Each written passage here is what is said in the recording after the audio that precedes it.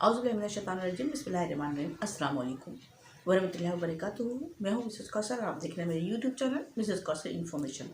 आज जो मेरे पास टॉपिक है, जो उन्वान मैं लेकर आई हूँ, वो है प्लेटिनियम धातु। प्लेटिनियम मेटल जो चल रहा है आजकल, घड़ियों में भी इस्तेमाल होता है ज़्यादातर।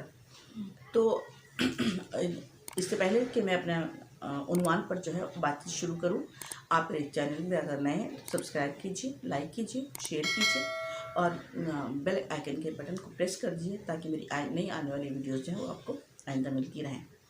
ठीक है, शुरू करते हैं हम। दुनिया में सबसे ज़्यादा कीमती धातु और जिसको मुफीद तरीन और कामयाब होने का भी एजाज़ हासिल है, वो सोने को है।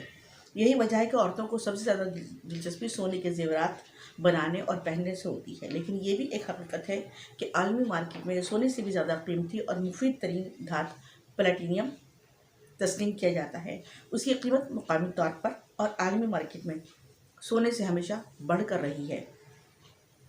सोने का इस्तेमाल तो ज़्यादातर जेवरात और आलमी सतह पर लेन देन से होता है, यानी कि जो हमारे डॉलर की भी जो प्राइस है तो सोने के साथ ही जो है वो मुंसलिक होती है।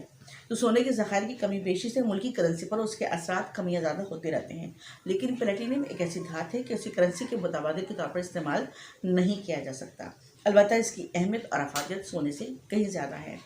प्लेटिनियम दुनिया की मुफीद तरीन और कीमती धातु है और इसका खालिस हुसूल नहायत ही मुश्किल है।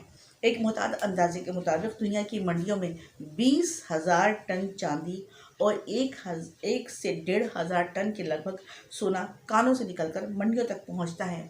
उसके मुकाबले में प्लेटिनियम की मकदार नहायत ही कलील है, जो कमोबेश 100 टन है। प्लेटिनियम की पैदावार जनूबी अफ्रीका यानी कि साउथ अफ्रीका में होती है, जबकि कनाडा, बोलिविया और रूस में भी कम मकदार में हासिल होती है। जनूबी अफ्रीका के सूबे ट्रांसवाल में उसकी पैदावार सबसे ज़्यादा है, या ट्रांसवाल भी हो सकता है। उर्दू में इसकी प्रोनाउंसिएशन जो है वो थोड़ी सी इधर उधर हो सकती है, पर ये ट्रांसवाल या ट्रांसवाल भी हो सकता है। यहाँ पर कानकनी के यानी कि माइन के कानकनी का इलाका हज़ारों किलोमीटर तक फैला हुआ है। अगरचे उसकी कानकनी जान जोखा का काम है, तमाम जनूबी अफ्रीका की मईशत की तरक्की में उसका बड़ा अमल दखल है। प्लेटिनियम का इस्तेमाल रोज़ रोज़ बढ़ता जा रहा है। ये धातु जेवरात और घड़ियाँ बनाने में इस्तेमाल हो रही है। प्लेटिनियम से ज़्यादा तैयार शुदा जेवरात जो है ज़्यादा सोने से ज़्यादा कीमती होते हैं। इस धातु में ये खूबी पाई जाती है कि ये खुद तब्दील नहीं होती, बल्कि दूसरी धातों को तब्दील कर देती है और ख़ुद अपनी जगह पर सलामत रहती है। गाड़ियों, बसों और इस किस्म के दीगर आलात में उसका इस्तेमाल नागुज़ीर है, यानी कि उसमें इस्तेमाल किया जाता है। ज़ाहिर बात है, साउथ अफ्रीका में जो धातु इस्तेमाल होती है तो वहाँ पर ये गाड़ियों, बसों और इस किस्म के दीगर आलात में भी इस्तेमाल होता है।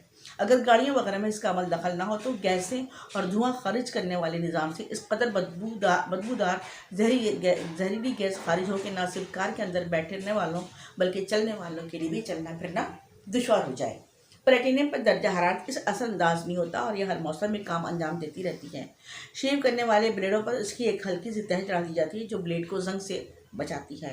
सोने से ज़्यादा कीमती और अफादियत और अहमियत के एतबार से कहीं बढ़कर होने के बावजूद प्लेटिनियम सोने से हमेशा ही मरऊब रही है। उसके साए में ही परवान चढ़ती है। दुनिया की मार्केट में उसकी अहमियत अपनी जगह मुस्लिम होने के बावजूद ये सोने के आगे मुकाम हासिल ना कर सकी और न ही इसकी जगह पा सकी, क्योंकि सोने को कुंदन बनाने के लिए, उसको मुख्तलिफ तराश खाश करने के लिए उसको जो है वो जो हीट दी जाती है, शायद उस हीट से जो है प्लेटिनियम जो है वो महफूज है। तो सोना तो अपना जो है वो रंग बदल लेती है, अपनी साख बदल लेती है, अपना डिज़ाइन बदल लेती है, लेकिन शायद प्लेटिनियम में ये बात ना हो। फिर इंशाल्लाह मुलाकात होगी। अल्लाह हाफ़िज़।